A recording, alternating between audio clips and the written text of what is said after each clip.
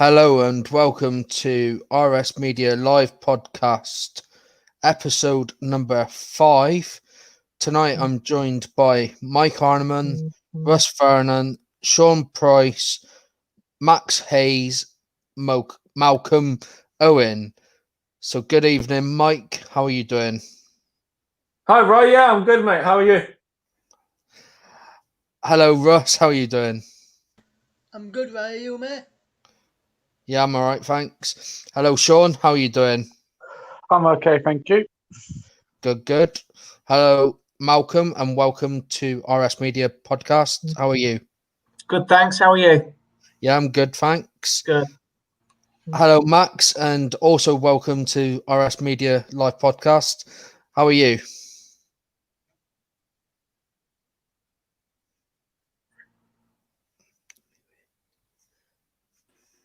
I've just realised that my mic's muted. Sorry, my mic's muted. I think you can hear me now. No, I'm really good, mate. Sorry, it's probably technical issues in Zoom.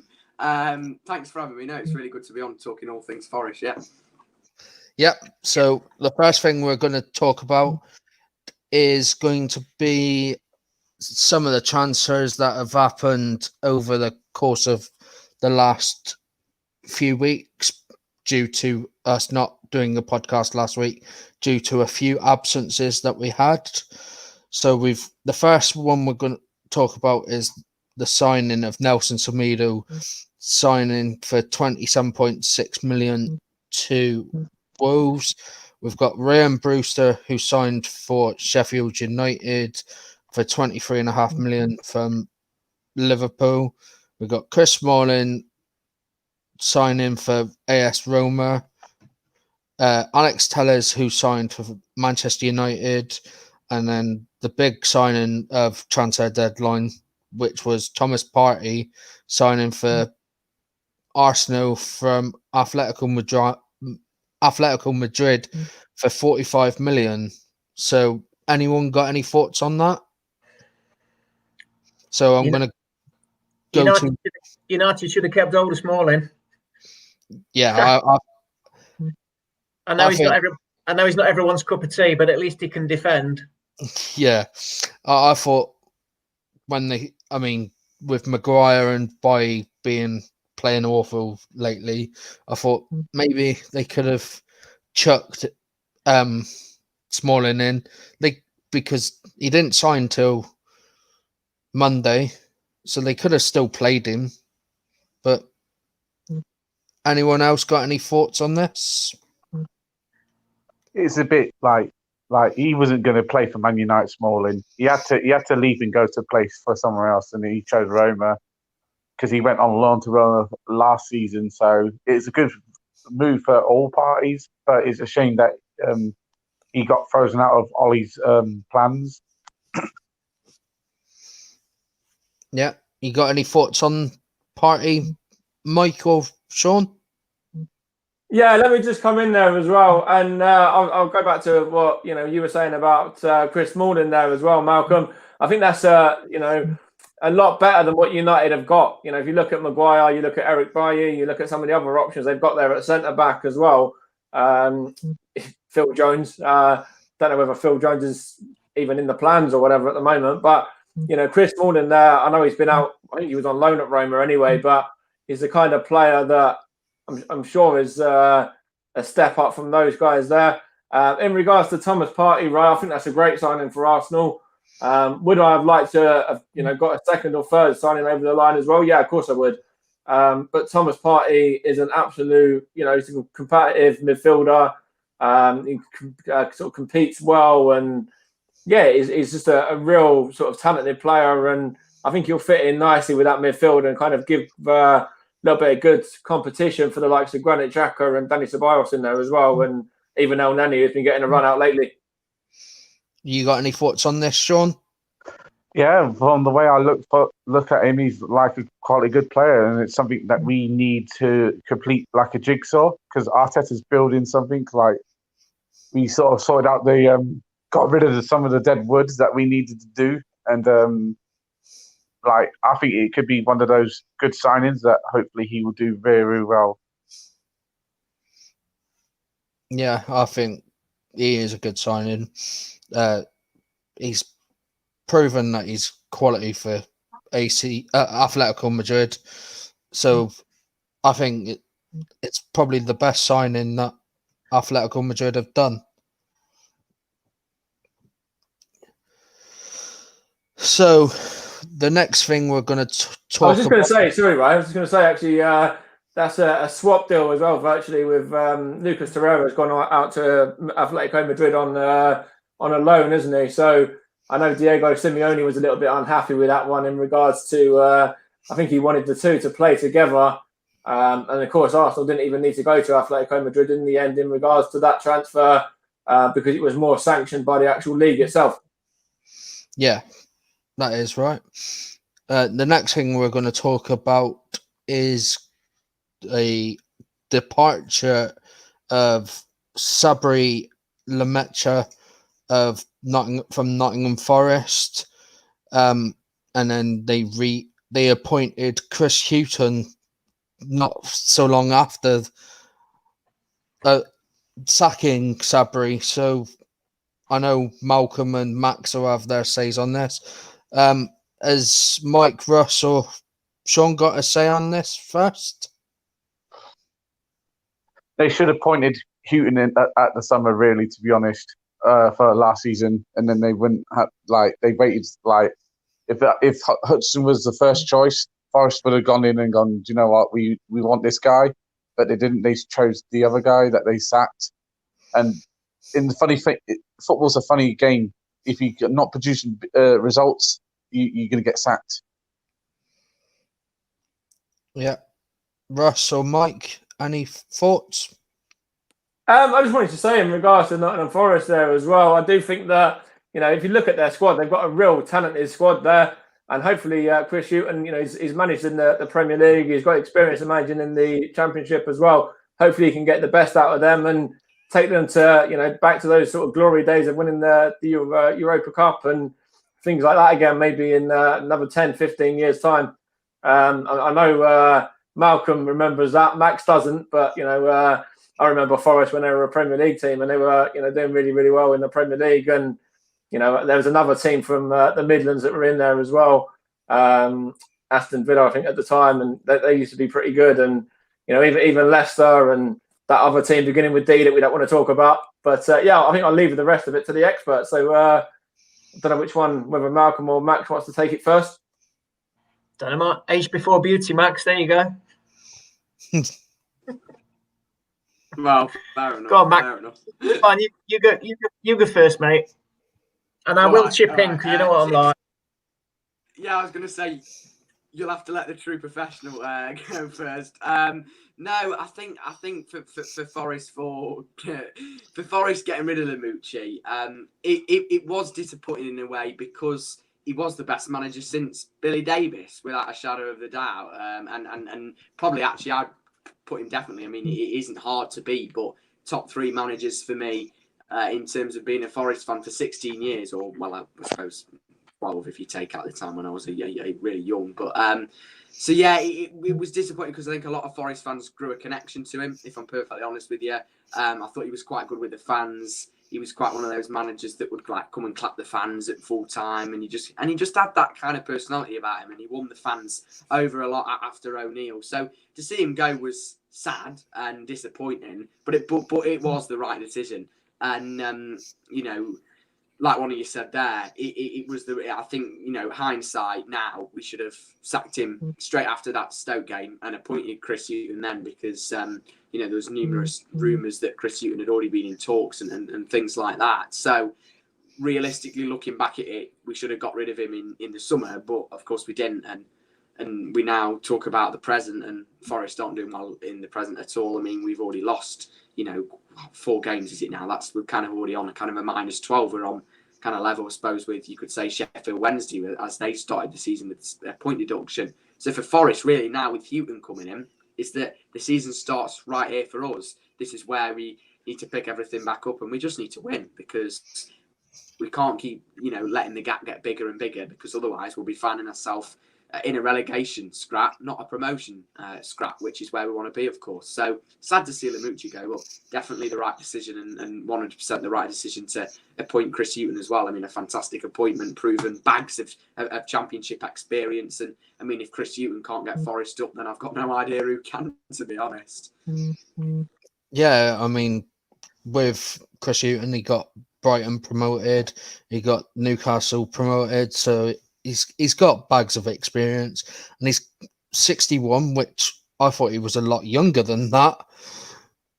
But for someone that's gonna get you promoted, I think it's a good appointment, Chris Hughton. What's your thoughts on this, Malcolm?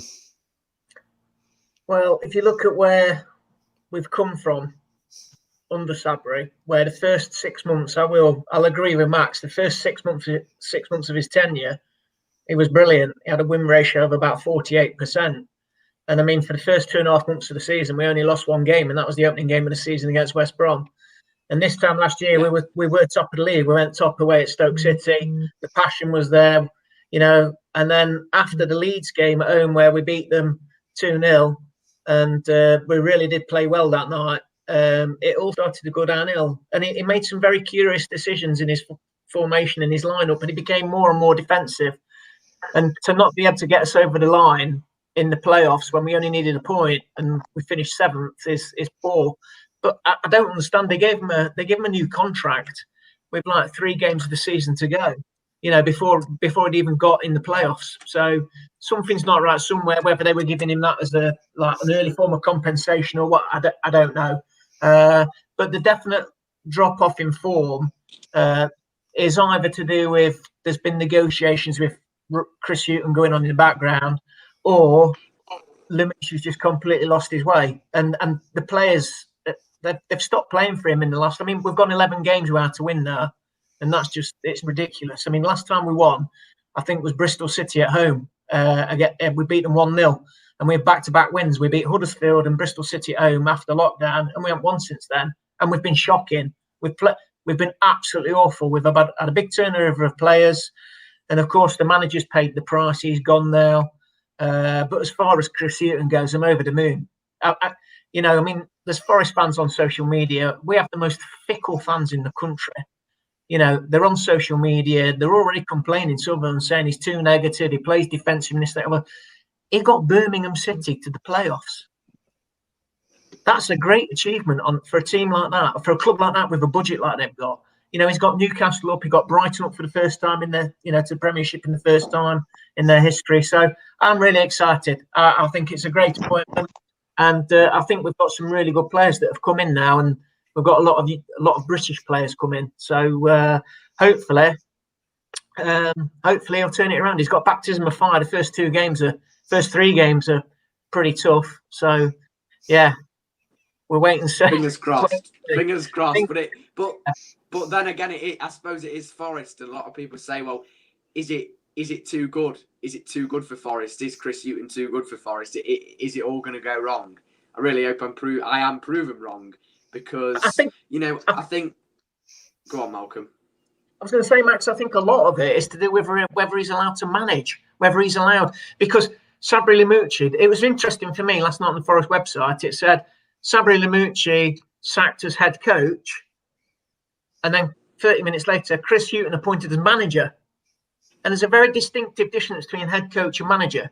So I think in all his negotiations, he will have made it very clear to the Greeks what he wants to do, and the Greeks will have made it clearish what they're going to allow him to do, because they'll still want to control it because they own the club, and it's the Greek way. I do a lot of business with people in Greece, and it's the Greek way. They've got to have that control, and that's fair enough. But I think he will have gone into it with his eyes open, definitely, and it's whether he's allowed to do what he wants to do. I mean, there's already talk about bringing Knockaert in because he played for him at Brighton. I mean, if we got Anthony Knockaert in, I'd be, again, he's one of those players who you hate, but you'd love to have him in your team. Oh, yeah. So, yeah, definitely. Thank you very much for your views there. It's all right. You're welcome. It was, to be honest, it's really nice to have different views every now and then, especially when it's the first sacking of the season. So you don't expect that either.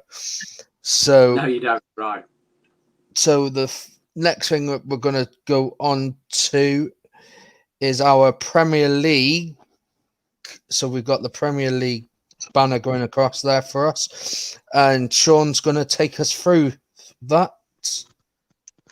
Yes, people. So we got some touching up on some games up for the weekend results. So we start off with Leeds United getting a good point against Man City.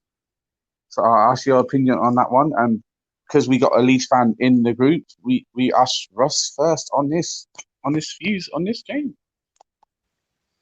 Right, this game I thought first 20 minutes or so, Man City were the better side and could easily been 4-0 down within the first 20 minutes. The approach from a free kick from Kevin De Bruyne, a lot of the early chances didn't let us play out, didn't let us go out. Once we settled down, we got back into it, created a lot of chances, could have been level at half time.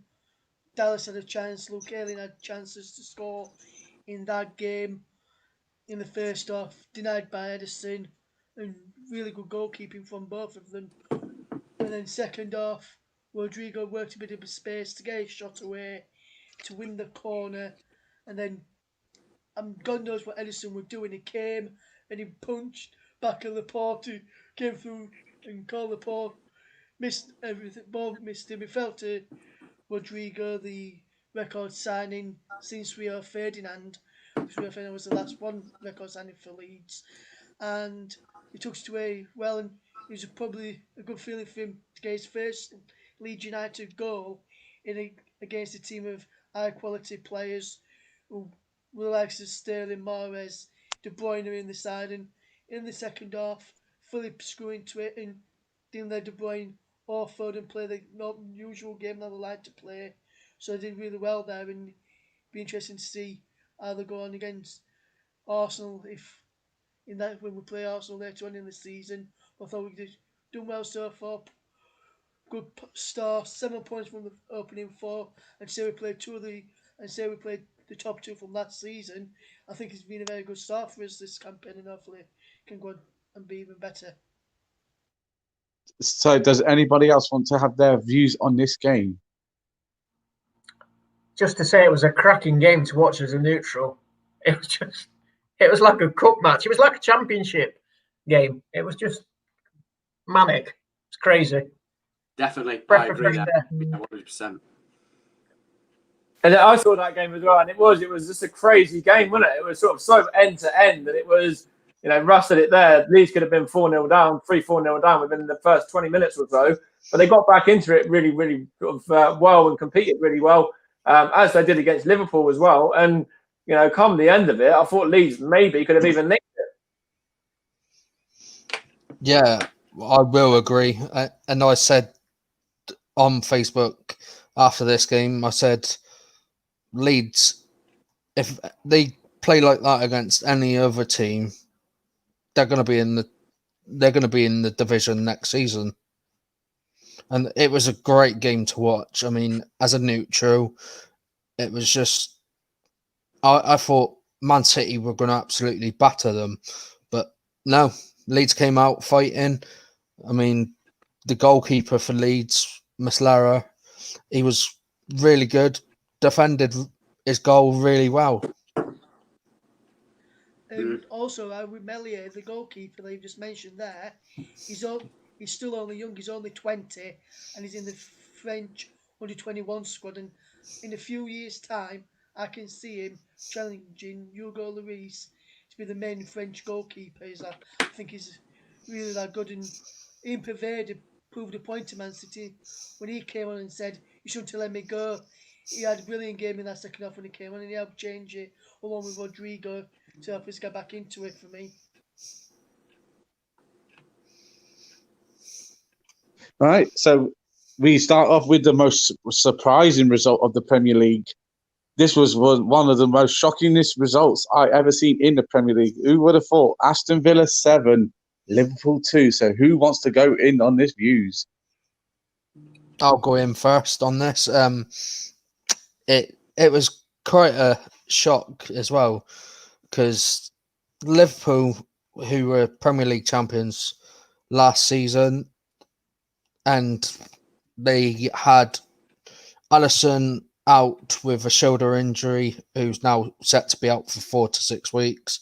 They've got Mane, who tested positive for COVID-19, and it was just mental game, because you don't expect Aston Villa to take a 1-0 lead against the Premier League champions and then go 2-0, and then Liverpool pulled one back with Salah, and then it just went rampant. I mean, it could have gone either way. It was during commentary as well with Jamie Carragher. He was trying to find out facts about the 5-1 defeat, and that happened in 1976. And this was actually Aston Villa's biggest win against Liverpool since the 1914-15 season. So I was just like, Ollie Watkins, who I rate very highly. I've seen him play for Exeter, seen him play for Brentford, and now he's scored 4 goals in his 4 appearances for Aston Villa, scoring his first hat-trick in the Premier League as well. So it's really good for Ollie. Anybody else wants to come in on this game as well? Anybody else? Yeah, I will if it's okay, because I watched the game and I really enjoyed it as a neutral. It was a crazy game. I mean, Ross Barkley should have had a hat-trick. You know, he missed on his day. He would have scored those 3 goals. But you know, every time Villa in the second half got behind the high line, they looked like they could score. I mean, it was fantastic, and it does make you think, doesn't it, how much Liverpool rely on Henderson and Mane. So, you know, people have been saying it for a while. If those 2 got injured, what would happen with them? And it was a great game to watch, and you know, fair play to Villa. I mean, obviously that new right back they've got's made the world of difference to them. Well, you'd know all about that right back as well. Never. I think also, as watching him as I suppose a neutral now, and of course I've seen him at Forest, and a lot of people have said that, including a lot of Villa fans that I spoke to, they've said how impressed they are with him. I mean, how he's just quickly transitioned and just switched into Premier League football like that. And there was some crazy stat on Sky Sports showing all his touches and things. And Villa fans were saying, you know, Matty Cash is one of the best signings we've got this season. Better than, you know, I mean, Villa have shocked me, and Villa always have with the players that they can get. I suppose I'm not saying, you know, this is no disrespect to Villa. They're a big club. But, I mean, they've got like Ross Barkley. You know, somehow they've managed to still keep hold of Jack Grealish. I mean, obviously, because he's just a lifelong Villa fan, he just wants to stay there. That's my thought on it. If it was me, I would have maybe wanted to go for Premier League football. But with, I guess, Jack Grealish already at Villa Premier League, and of course there was rumours, wasn't it, about him leaving a few years ago when Villa were in the Championship. But no, I think Dean Smith's an incredible manager as well. I think, you know, if there's probably one manager that I could have realistically that would, you know, at Forest, if let's say we were talking about, you know, new manager now, I'd actually say it would be incredible if we could get something like from Dean Smith. But of course, that's not going to happen. I think Villa have built a very good foundation in terms of a proper club. They all ran very well from top to bottom, including recruitment, director of football, coaching, on and off the field issues. And I think there's a lot of kind of club icons there. There's, you know, Dean Smith's a Villa fan himself, players like Jack Grealish, who's a Villa fan. So I think they care about the club more. And it's always good to have players and coaches like that at a football club. And I'm sure Villa are going to do very well. And I'd actually tip them for a bit of an underdog for something like Europe this year, definitely. Well, the best signing they've made this season is the keeper, because as soon as it was rumoured he was leaving Arsenal, I was like, whoever gets him's got a top keeper, really good player, and he's proved it. I mean, he looked so comfortable on Sunday.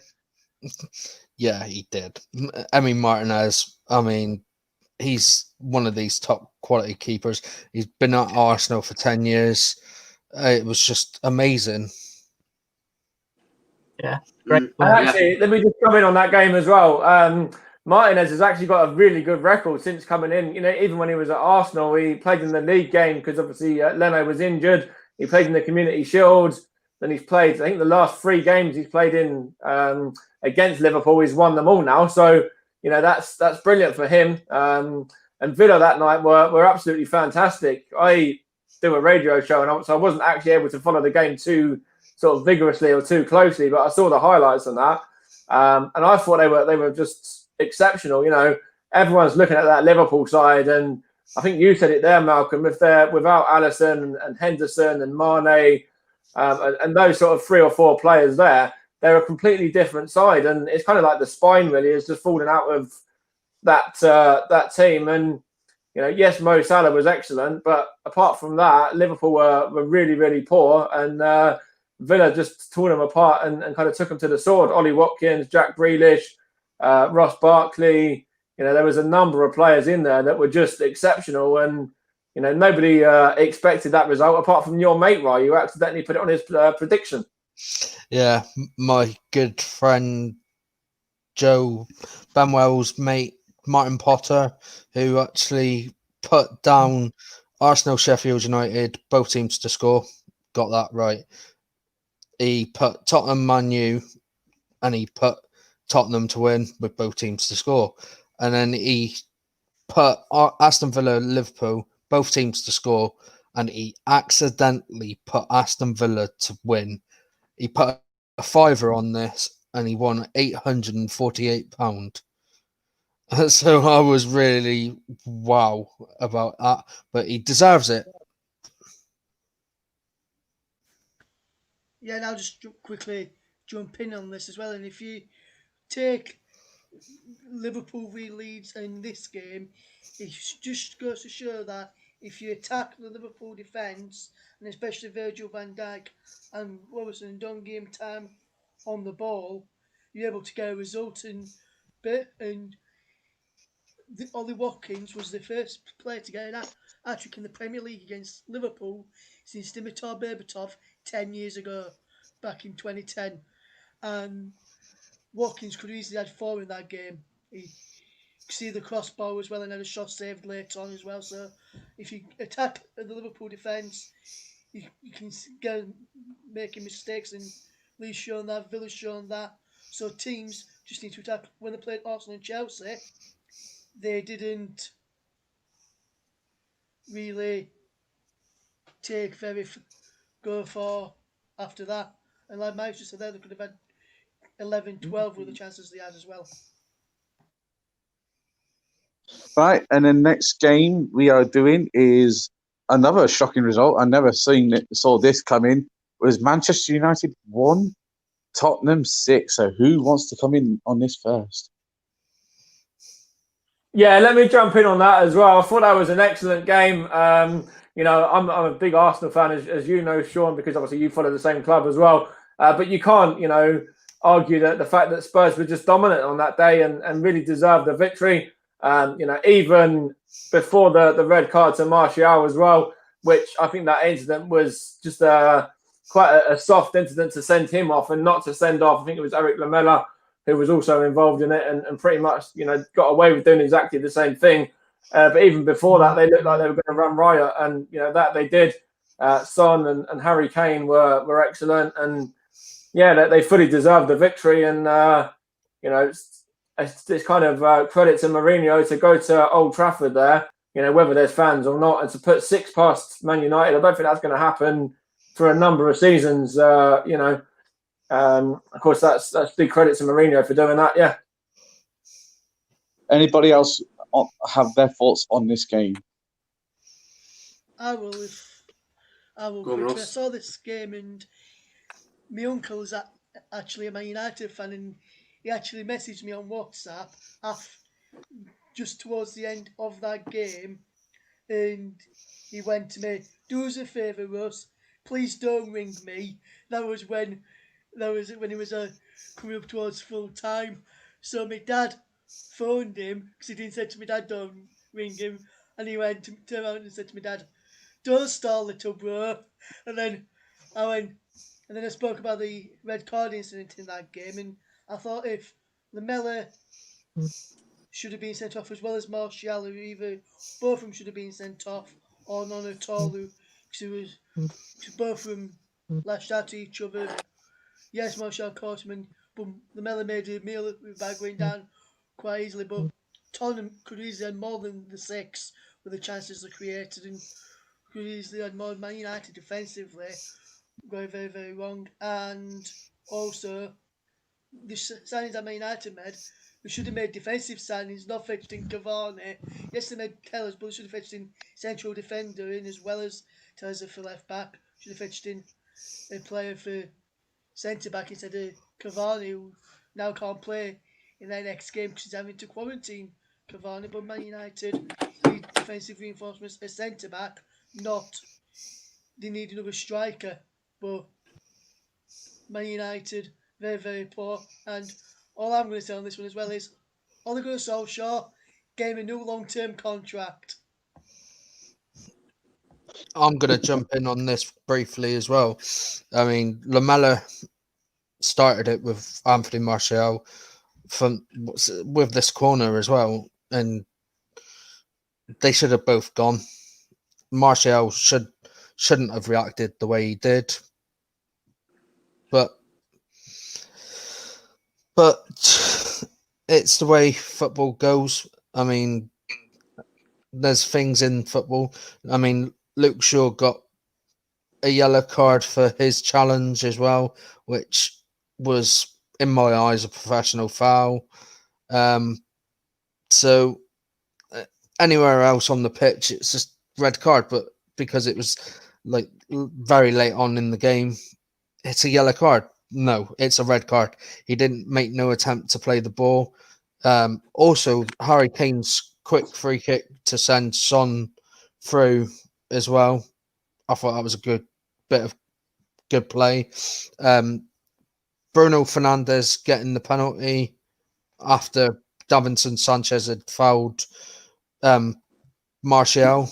I thought, honestly, Davinson Sanchez could have shielded the ball out of play and let it go out for a goal kick, but no, he took his man out and Martial went down to the ground and Bruno Fernandes tucked away the penalty quite nicely as well with a hop, skip and a jump.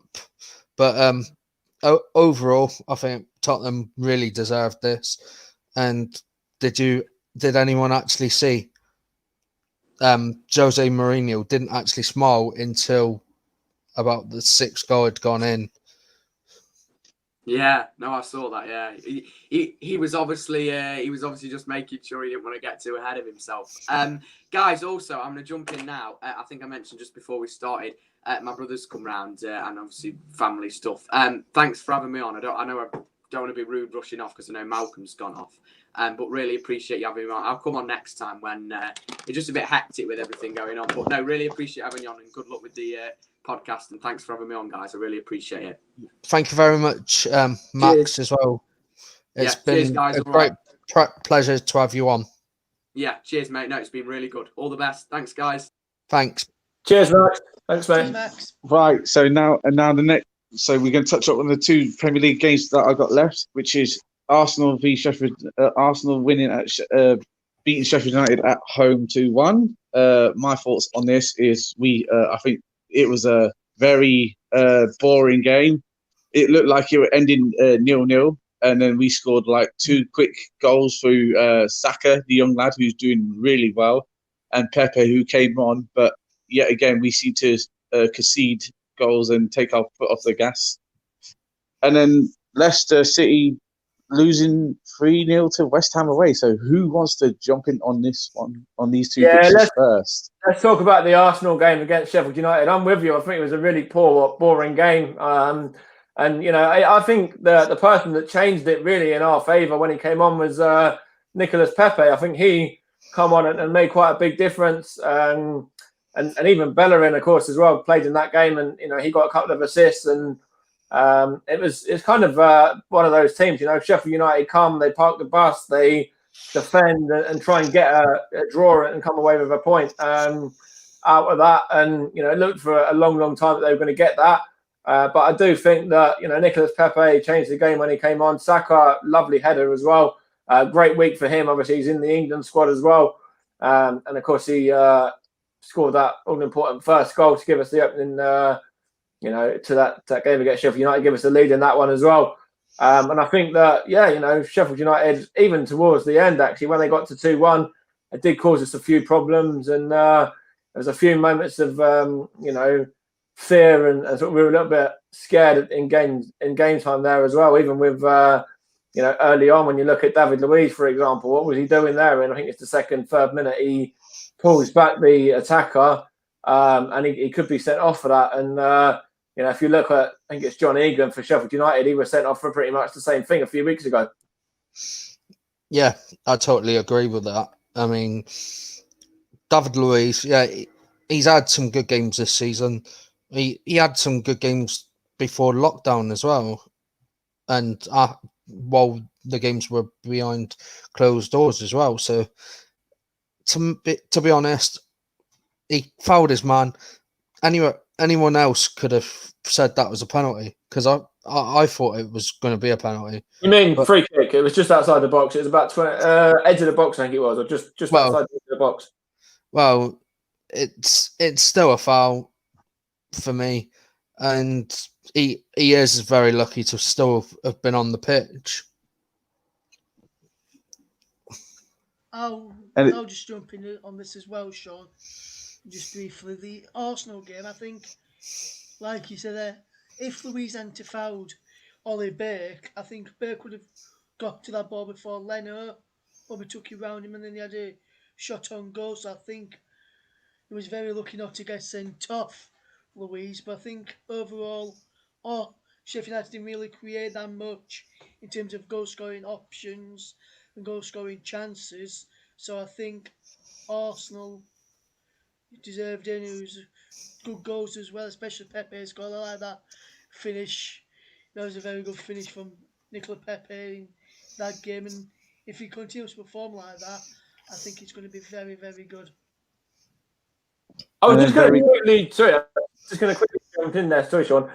In regards to that Arsenal Sheffield United game as well, we're saying about David Luiz. What are your thoughts on Sander Berg there on Aubameyang? Because for me, he's won the ball originally, but he's gone in as well, and his studs are showing. So that's could possibly been a red card for me, maybe as well. I know he won the ball first of all, but it's still a dangerous bit of play. Yeah, it was very dangerous. And then we have a quick one on the Leicester City 0, West Ham 3. Who wants to start us off in this one? Yeah, I'll jump in on this quickly. Leicester were really poor in this. They even had a goal disallowed late on as well, with Harvey Barnes scoring, but VAR disallowed the goal for Vardy being offside. But overall, West Ham have had a good start to the season. Anybody else wants to jump in on this one quickly? Just briefly as well, I just want to kind of echo that as well. I think West Ham were excellent. Nobody expected Leicester to beat Man City the way they did last week, and then to completely capitulate this weekend. And just fall apart at home on the back of that. When they've got the likes of Maddison and Jamie Vardy all coming back in and fit and sort of firing now. West Ham to go there and win 3-0 was excellent for them. And they started off really well. They were unlucky even to go back to the Arsenal game to not get something from that. And that includes your Premier League roundup. So now we're going to get Russ to take us through the Championship, which is just coming up now, the Sky Bet Championship. And it's over to Russ for that. Thank you, Ray.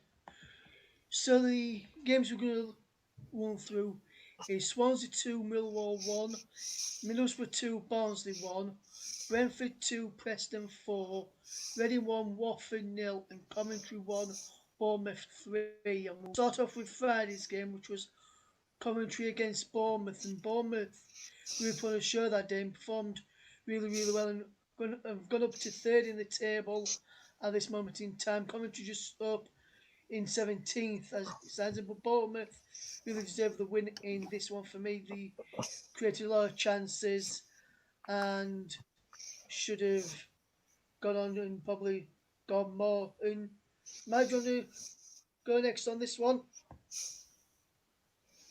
If you saw any of it. So, in regards to the Coventry and Bournemouth game, I think Bournemouth, they've got a very good squad still. A lot of squad depth in there. It was a positive victory for them, a real solid performance. If you look at some of the players they've got in that squad there as well, they're players that have got Premier League experience, and of course that's got to be their aim for this season to get back up again. Matty Godden scored for Coventry again as well, so I was always pleased when he scores. But no, I think it was a good, away performance, professional away performance from Bournemouth, and that's pretty much, all I want to say on that. Does anybody else want to have a say on this one? Sean, did you catch any of this? Yeah. Game on the highlights at home, mate? I think Bournemouth showed their quality to be a championship club, because like they got relegated from the Premier League. Like they didn't win. I don't think they win the game last season, so they had to get off to a flying start. No disrespect to Coventry, who tried to take the game to them, but in the end, Bournemouth was just too much for Coventry at the end of the game. Thank you there, Ray. Didn't really see this. He's not got that much of an opinion on this one, but the next game, he'll have a bit to say. And I know that for certain. It's Middlesbrough 2, Barnsley 1. The Middlesbrough did well in this one, and this game was Barnsley manager Gerard Struber's last game in charge, as he has now left for New York Red Bulls. But right, 2 questions to you, mate. Thoughts on the game between Middlesbrough and Barnsley, and second question is, what do you think to the job that Struber did at Barnsley last season? Yeah, so the first point is this was Neil Warnock's 1,500th career game. Very good win for him. I mean, we dug deep. Sam Morsey played out of his skin. We also had Chuba Akpom, who played out of his skin as well. I mean, we had a goal disallowed for offside from Sam Morsey, who I've just seen the highlights back from earlier. It deflected off Chuba's back and went in the back of the net. Johnny Howson gave Borough the lead just before half time. It was a good finish for him, and Chuba Akpom scored just after half time, and then we conceded a penalty in the 89th minute, which some referees wouldn't have given it, some would, but in my opinion, I think it's a very, very soft penalty. But Collie Woodrow tucked it away nicely. The manager, Gareth Stromo, going to New York Red Bulls over in the MLS. I think what he did with Barnsley last season after getting them promoted the season before, I think he's done well. He kept Barnsley in the Championship, which was which is what they wanted, and he's done well. I mean, Barnsley are not doing the best this season. I mean, they're currently on 1 point from 4 games, but overall, I think he's done a good job at Barnsley, and I wish him all the best at New York Red Bulls. Yes, and he looks like he'll be taking charge of his first New York Red Bulls game early hours of Thursday morning as well, so good luck to him over there, and hopefully has a good, successful career out there. The next Championship match that we're going to take a look at is Reading 1, Watford 0, and Reading have started really, really well so far. 4 wins out of 4 in this season at this moment in time, and we're really, really well got some new signings in on deadline day, new defender in there, which from what I read earlier today seems a very good signing and good squad depth there. I thought they played really well, Reading, and dug deep and got the victory there. Anyone want to jump in on this? Sean, have you go, mate, or no, Mike Well, and Rice? it was very scrappy game between Reading and Watford. You can tell like either team didn't want to lose this game, but like Reading showed their quality in the end with a scrappy 1-0 win, as they like to call it these days. I didn't watch the game as much, so like I don't know the stat wise or anything like that. But 4 wins from 4, Reading would be very happy with the start they've had, and Watford, it was just unlucky on their day. Yes, and the next game, which we're going to touch upon, is Swansea 2, Millwall 1, and Swansea are doing well, unbeaten at this moment in time, and they currently sit in 4th, 2 points behind Reading and Bristol City, who got a win last on Saturday and performed really, really well. Swansea at this moment in time, good win against Millwall. Millwall are a team who can cause a few problems in and around there. They've had a few playoff charges in runs in the past, so it's a very good performance there. Millwall just above Rotherham on goal difference in the table in 11th, so they're going quite nicely as well. So I think it's a good game, that one there between Swansea and Millwall. Anyone got anything to say on this? So Just briefly, I think that Swansea are going to surprise people this season. If you look at the way they've started, they've got some really good results in there. And of course, that's a great victory against Millwall as well. My dad's mate is a big Swansea fan. He follows them really closely, and he's very, very happy with their start and how they've been going from the first 4 games of the season. And he kind of is in agreement with me that they're going to surprise people and might be a surprise bet for the playoffs or something like that, because they do have a very good squad there. yes, and good manager that they've got now, and like I said, you've got a good manager there in Steve Cooper as well, Swansea. So I think like you might think, probably could surprise a few people this time around as well. And moving on to the final game of the championship is Brentford 2, Preston 4, and Brentford in this game were 2-0 up against Preston, and Preston did very, very well to come back from 2-0 down, and is the first defeat that Brentford have had at their Brentford Community Stadium as well. And Brentford second half, especially when Sinclair pulled one back, the defence looked shaky. Good to see Alvin turning off the mark with a brace in the first half, and he's got 3-2 now, but good brace there. 3-2 games that is, but some good goals and fantastic goals there, especially Sean Maguire's where he swivelled to finish after Ben Davies had it down Ledson's corner. So that's a very good finish there. And Brentford had more shots overall, but on target, it was Preston had most on target. So I've just seen there that Mike and Rice got anything to say. I'm not sure if Well, I have, because like Brentford losing their first game at home is like, it was like, like they were my tip to go up last season. So it's a funny old game, the championship. You don't know, it's unpredictable sometimes. Like good teams do well and then bad teams do worse. So like Brentford had a good season last season and they wanted to start this season off to a flyer, but like going 2-0 up against Preston, you want to get the third to kill the game off, and they didn't do that. And at the end, fair play to Preston, they won the game. Yes, and just briefly, just quickly mention, I'm going to say congratulate with Nick.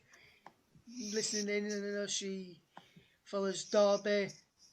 Congratulations to Derby on the first victory of the season away at Norwich. And Carrow is a very tough place to go. Pookie slipped as he missed that penalty there. So good luck to the Rams for the remainder of the season. And that's the conclusion of the Sky Bet Championship games. So we're Over now to Ray. going to go through the Sky Bet League One.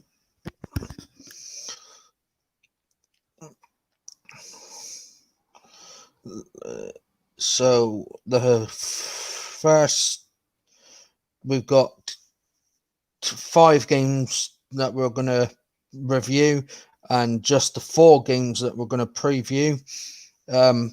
So the 5 games that we're going to review are Blackpool 2, Lincoln 3, MK Dons 1, Ipswich 1, Barton 2, Portsmouth 4, Bristol Rovers 2, Northampton 0, Peterborough 3, Swindon 1. And the games that we're going to preview are going to be the Plymouth Argyle v Barton game, Gillingham v Oxford, Northampton v Peterborough, Crewe v Wigan. So Blackpool were actually the Blackpool game against Lincoln. I'm going to start with that game first. Anyone got any thoughts on this game first? Yeah, I mean, what a 5-goal thriller between Blackpool and Lincoln. Like, you'd never seen goals galore. It was like quite, from what I've heard of it, it was like quite end-to-end stuff, entertaining game for one of the fans. If they were allowed to watch that game, they would have enjoyed that. And Lincoln got the win, as they say. Yeah. I didn't watch this. I watched Tove versus Plymouth Argyle, but it was always a good game to watch. I mean, I'm closely watching Alex Palmer, who was out on loan at Plymouth Argyle last season. Now he's out on loan at Lincoln. But we got any thoughts from there, Mike? Yeah, so I obviously, like you, sometimes watch Lee Charles and Jane and their watch-alongs that they do of Blackpool games. And I saw bits of their watch-along on this one, the Blackpool-Lincoln game. And they were really, really delighted, of course, when they went 2-1 up. And it all turned for them really, really quickly, didn't it? So hopefully things can pick up for Blackpool. It's a great away victory there for Lincoln. But, just hopefully it can pick up for Blackpool. And the next watch along or something like that, the Blackpool fans there, like Lee and Jane, can have something to cheer about, because they are going through a bit of a torrid time at the moment. Yeah, I mean, Blackpool had James Husband sent off quite late on as well for a late challenge on Brennan Johnson. So, I mean, which resulted in Lincoln getting back into the game from the penalty spot, which George Grant had put away the second penalty of the game. And then Monsma put Lincoln 3-2 up in the 88th minute. So that was a good game, Matt. So the next game that we were talking about is the MK Dons Ipswich. For me, MK Dons Ipswich are on a great run of form. They're unbeaten in the start of the season. MK Dons are rock bottom with 2 points from their 4 games. So Ipswich, for me, could have easily won this, but they lost out when Harvey scored in the 54th minute to equalise for MK Dons. So, anyone got any thoughts on this? Yep, so that's that. So, the next game that we're going to talk about is the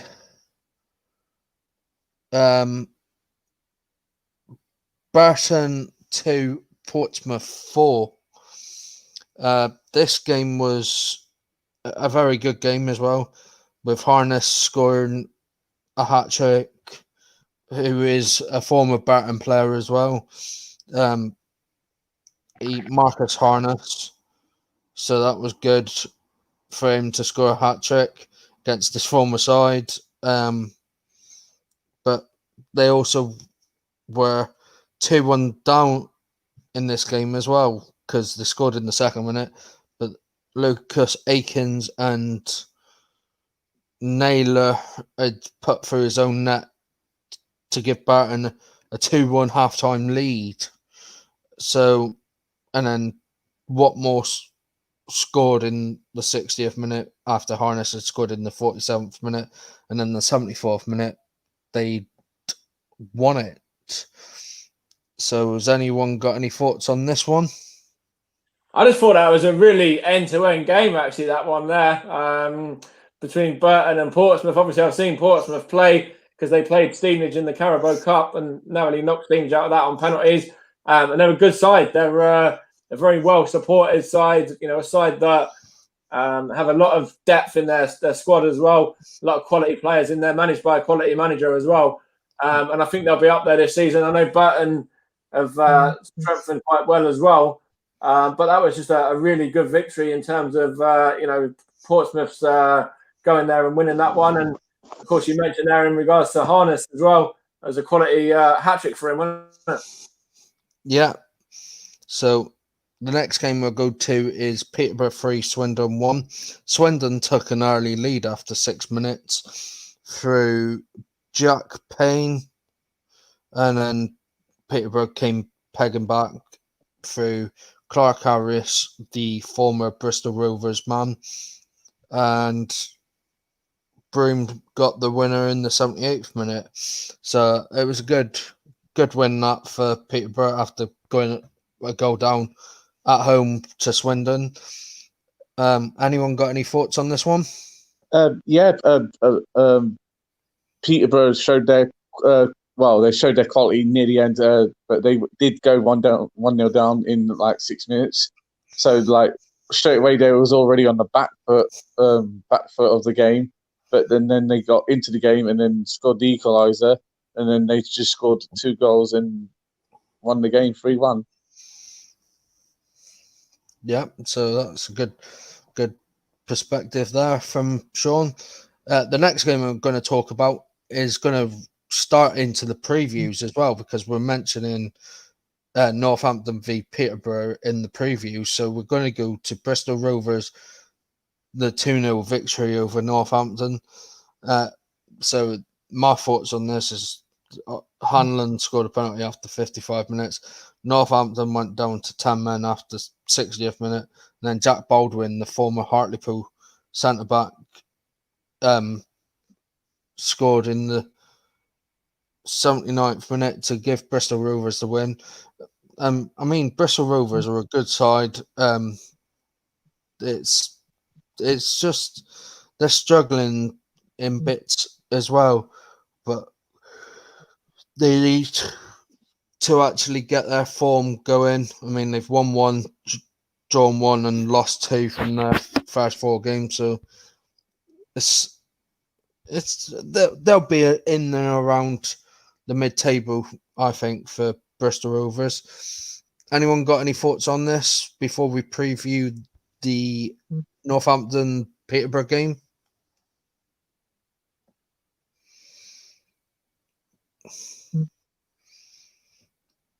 Okay, we're just now going to go straight into the previews. So we'll preview the Northampton versus Peterborough game first. So, Mike, what's your preview of this game? Yeah, so it's quite a good, interesting game. That one, obviously, Peterborough are up there in 8th. Northampton are struggling towards, the bottom end at the moment in 16th, losing their last 2, whereas Peterborough won their last game. They've lost one is their record in the league for Peterborough. So I I think this means that they're going to lose the next one, is it? Hold on. Lost one. Yeah, lost. So I'm going to go for a a Northampton victory because I think they're due one. So I'm going to go Peterborough to lose by 2-1. And over to you, Russ. I think it'd be a good game this ride. Peterborough doing very well up near the top, just outside the playoffs as well. So they're all doing well, a point behind Gillingham and Doncaster heading into this game. Down at the bottom, Northampton point above the drop zone, which is the final relegation place, which is occupied by Blackpool. So I think Peterborough will win this by 3-0. And over to Sean. Yeah, I mean, like Northampton have struggled in like League One football, and like Mike said, they're due for a win against Peterborough, who are in like shocking form themselves. So, yeah, I think it's going to be a very tight game. It's one of those who breaks first one of kind of team. So, I'm going to go for 2-1 Peterborough. Yeah, my thoughts on this is that Northampton are finding life back in League One a bit of a challenge. Peterborough have won 2, lost 2. So I think it could be a 2-2 draw here. The next game that we're going to preview from Sky Bet League One is going to be the Plymouth Argyle game v Hull. And no, not Plymouth Argyle v Hull. Plymouth Argyle v Burton, sorry. So we're going to tie that one up now. As Plymouth Argyle playing Burton, it's my hometown team, the team that I support. Plymouth have won 1, drew 2, lost 1. And after a defeat to Hull last week, I think we could go on to win this. I'm going to go 2-1 to the Greens. So what's your thoughts on this, Sean? Well, Plymouth home to Burton Albion. This is going to be one of those interesting games. So hopefully I'm not wrong. Burton went 2-1 up against Portsmouth and lost the game 4-2. I think Plymouth will win, but I'm going to go with a 1-0 victory to Plymouth. And to you, Mike? Yeah, I'm going to stick with Sean, I think, as well. I think it's going to be a clean sheet for Plymouth, and I think they'll get 2. So I think it's going to go 2-0 to the Greens in this one. And to you, Russ? I think right way Plymouth. Yes, I spoke to you about this, about the game the other day, the Plymouth game. I've seen that you won 1, lost 1, drawn 2 so far, currently on 5 points, and I think it'll be another close game. Right, I know Burton will only go 3 points from the opening 4, but Burton can beat anybody on the day, so I think it'll be a close game, right? But I think you'll edge it 2-1 to the Greens. Yep, thank you very much there, Russ. The next game that we're going to preview is the Gillingham-Oxford game. And I'm going to chuck this out to you first, Russ. Oxford down in 18th, Gillingham in the final playoff spot as it stands at the moment. Gillingham going really, really well under former Leeds boss Steve Evans and his assistant Paul Rain, also the ex-Rotherham management team. I think it'll be a close game, which I think Gillingham will win 2-1 in the finish, right? And to you, Sean? Wow, Oxford had a good start last season, but they've done disastrous this season. What a change of fortune they're in at the moment. And Gillingham will be no pushovers in this game, so I'm going to go for a 2-1 Gillingham win. And to you, Mike? Yeah, so Gillingham are actually in good form. They've won 2 and drawn 1 in their last 3 games that they've been involved in. So I think they'll continue their form as well, and I think they'll win this one. I'm going to go 1 extra than these guys. I'm going 3-1 to Gillingham. Yes, so my thoughts on this: Gillingham, 2 wins from their 4 games. Oxford have only played 3 due to COVID-19 restrictions between them and their last game, which would have been against Crewe, I think. So Oxford could prove to be a good force against Gillingham, but I ain't looking anywhere further because I think Gillingham are going to win this, and I think it's going to be 2-1 as well. And the last game that we're going to preview is the game between Crewe and Wigan. And we're going to come to you first, Mike, on this one. Yeah, so this is quite an interesting game, actually. Crewe are down there in 20th, but they did win their last game that they took place in the league. And Wigan are up there in 10th position, and they've won their last 2. So both of them are going into the game with a win under their belt on the previous game that they played. So I think it's going to be a draw this time out. I'm going to go score draw, 1-1. Yep. My thoughts on this is Crewe. I've only played the 3 games as well. Won 1 and lost 2. I think that it'll be a good game. I'm going to go for a score draw, and I'm going to go 2-2. Oh, this is going to be a tight one, isn't it? Between Crewe, Alexander, and Wigan Athletic. So The team that's in 20th and versus the team in 10th. I think it's going to be a draw as well, and I'm going to go for a 1-1 draw. And to you, Russ? Yes, just looking as well, right? Crewe only 1 win from the opening 3, and you was right, they would have played Oxford last weekend, but the Crewe player tested positive for COVID. So all the best to them. Wigan doing well at the moment, 6 points from the opening 12 games. Well, opening 12 points on offer, should I say, not 12 games. So they've been playing 4 games, guys. But I think it'll be a draw as well. And I'm going to go for a draw like what you said, right? I'm going for a Desmond as well. I'm going 2-2. Yeah. And we've come to you, Mike, haven't we? Yeah. So now we are going into the final segment of the RS Media live podcast, which is now the Sky Bet League 2, which Mike Kahneman is going to take us through.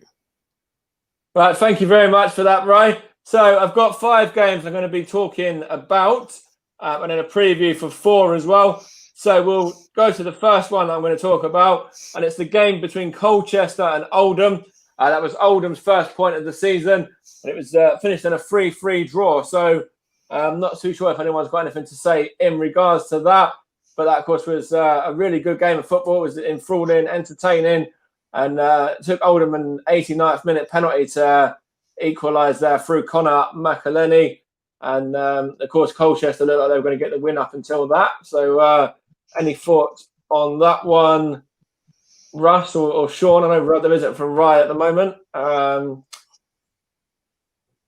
Yeah, like you said, it was a brilliant game between the 2 pairs, like 3-3 draw, and you could tell like no team wanted to lose this game. So I think like for a point for both teams, they'll be happy with the point. I think you're right as well, and that's a great point for Oldham to get off the mark for them as well. Obviously, with Harry Kewell in charge now. Of course, you know him from his time at Leeds, Russ. So let's go to the second game we're going to talk about. Harrogate Town 1, Bolton 2. So that was Bolton's first victory of the season. And of course, you know, they've struggled a lot, relegated from League One last season as well. Harrogate were promoted from the National League.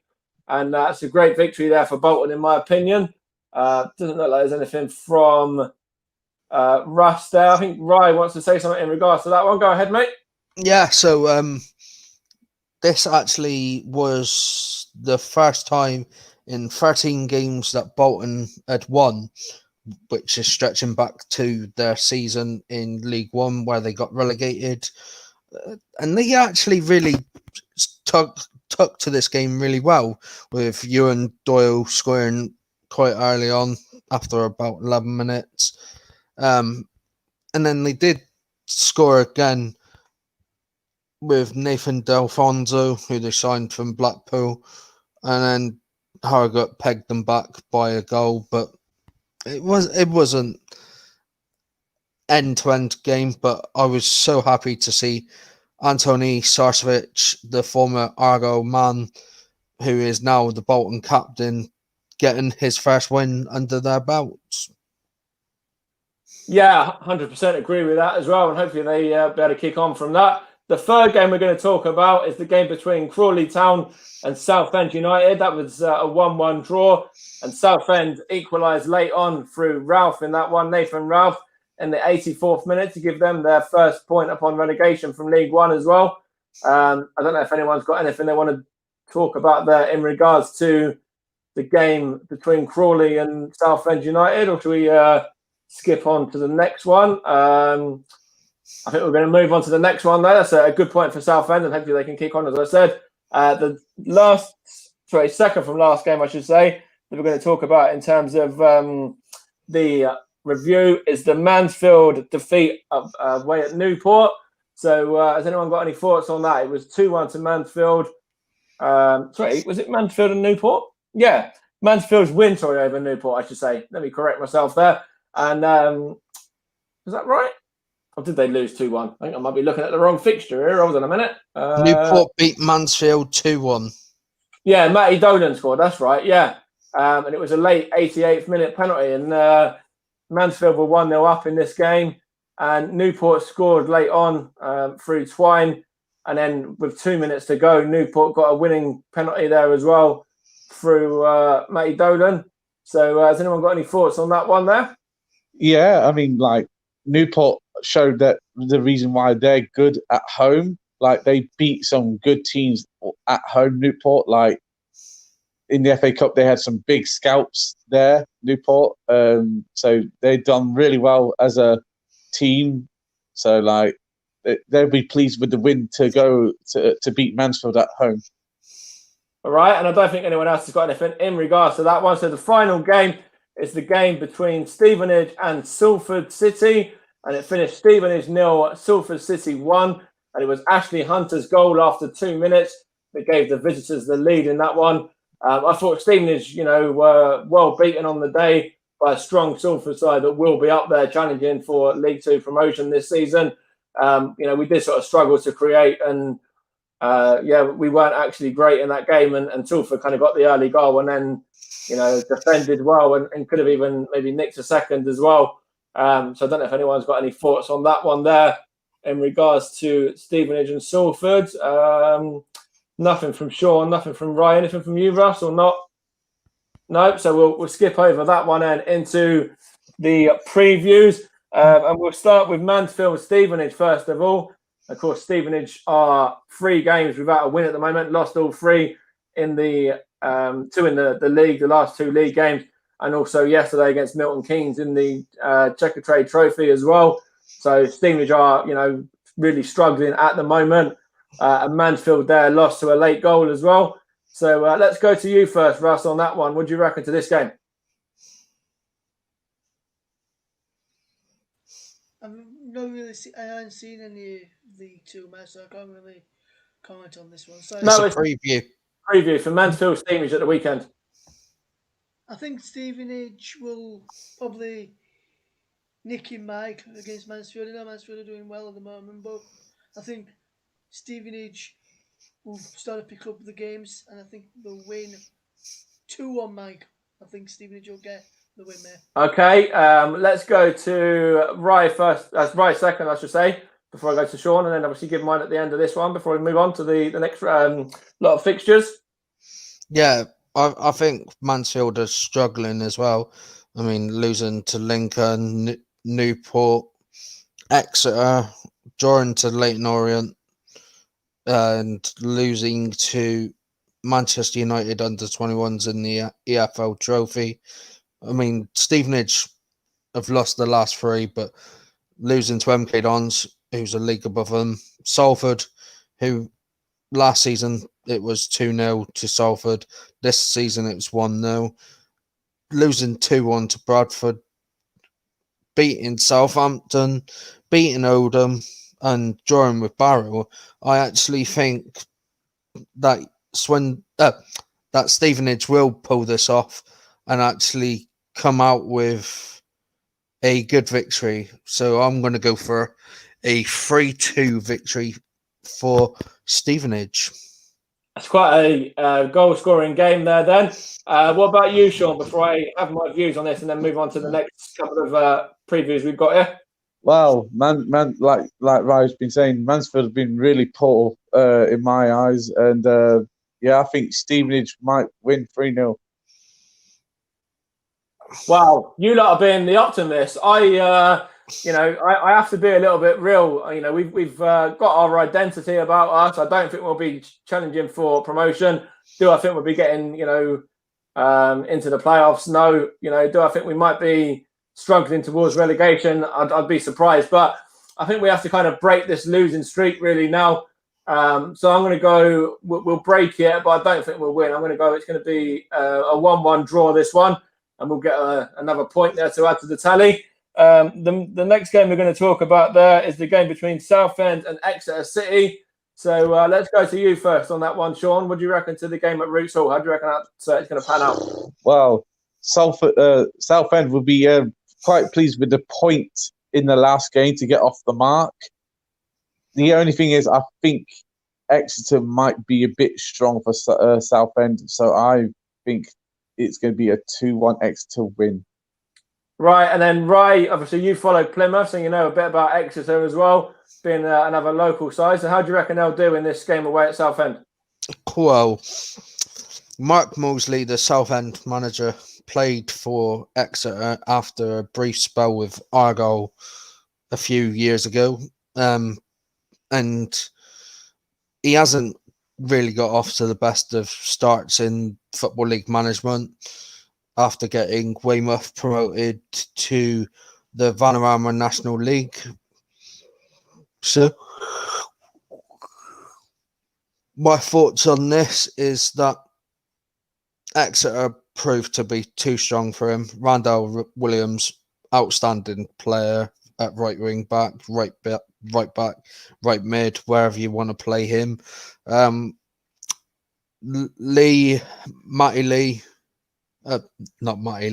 Matty J, who plays up front, good striker, and they've got some good talented players.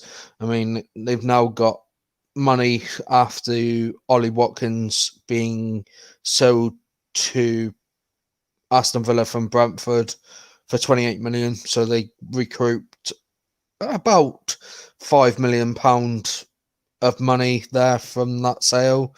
So I think they're going to be a very strong force for Southend this season, this game. And I think they'll be good this season as well. So I'm going to go for a thumping this is going to be, and I think it's going to be a 5-0 victory for the Grecians. Well, that is a strong prediction there. Very bold prediction. You don't fancy sticking a few quid on that then, though, so you can get yourself some extra money. Let's go to Russ. You haven't had this one yet, have you? No, Mike. I think it'll be a tough game for Southend. Yes, they got the point last weekend, but Exeter started well. 7 points out of 12. Doing really well in the table. I think Exeter will be proven to be too strong, and I'm going to say Exeter will win by 4-0. Okay, so we've got a 5-0, 4-0. What did you go with, Sean, in the end? 2-1. 2-1. I'm going to go a 3-0 victory for Exeter. I think they'll be too strong as well. And Southend, obviously, they did get their first point on the board at the weekend, but I do think Exeter will beat them quite convincingly this time out. The next one we're going to talk about is the game between Bolton and Grimsby Town. Obviously, Bolton got their first victory of the season against Harrogate this weekend. Do you reckon they'll follow it up, Russ?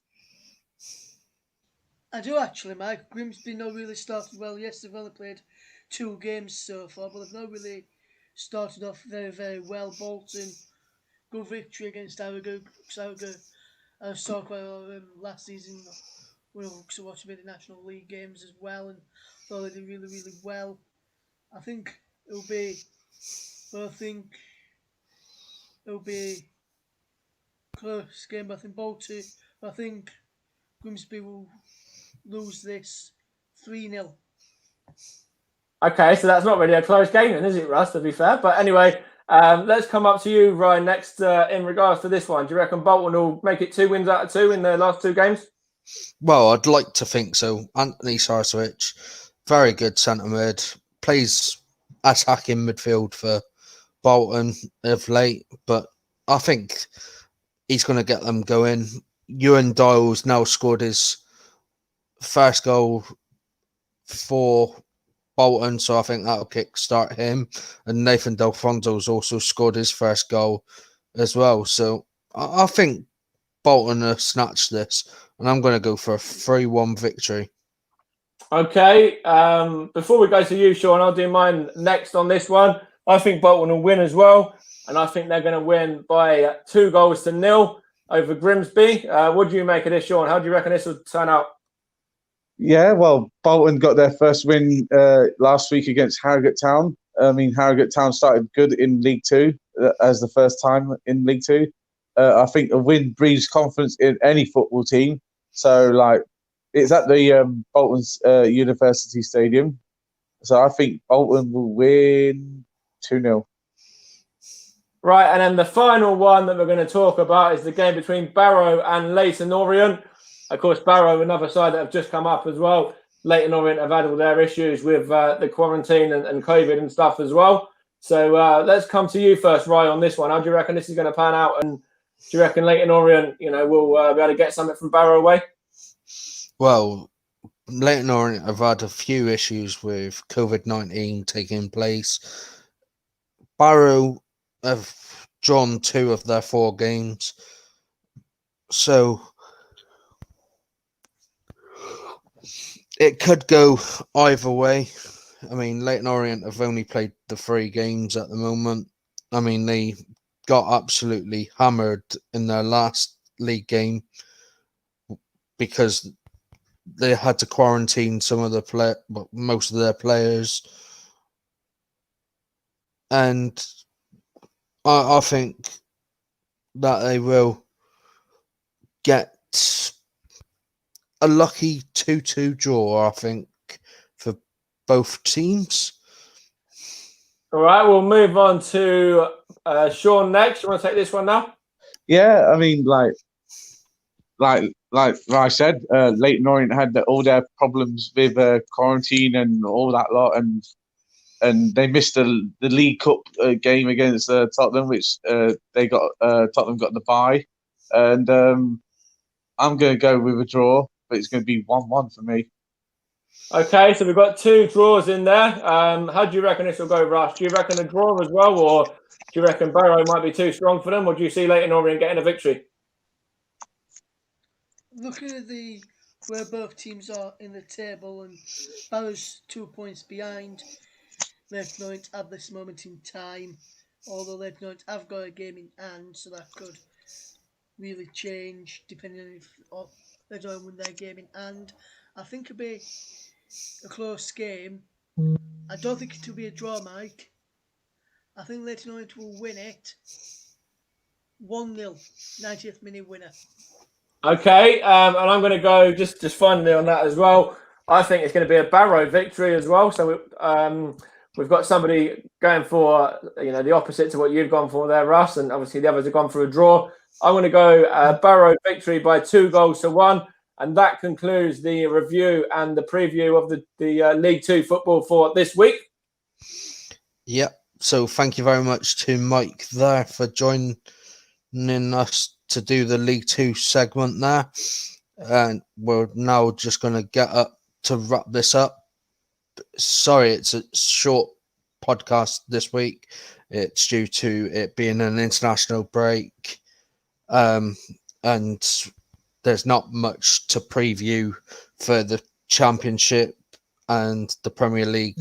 So we'll be bringing you that next week when we return with a preview show of the Premier League and the Championship alongside reviewing the League One and League Two with a preview of them leagues as well. The podcast next week will be a pre-recorded show. It will still be being put out on Wednesday from 8 p.m. It's due to us at RS Media have decided that we're going to do the live commentary of the England game v Denmark. So that game will be put out live commentary from 8 o'clock. So the podcast will be still going live at 8 o'clock. It'll be posted out on a premiere, but we'll be live from 7:30 with a commentary. We'll be bringing you commentary of all three England games that are happening this week, with the first one being against Wales on Thursday at 7:45, and then we've got Belgium on Sunday at 5 o'clock, and then we will have Denmark next Wednesday. So thank you very much to Mike, Russ, Sean, Malcolm, and Max for all joining us tonight. We've been the RS Media Live Podcast, 5th episode, and good night.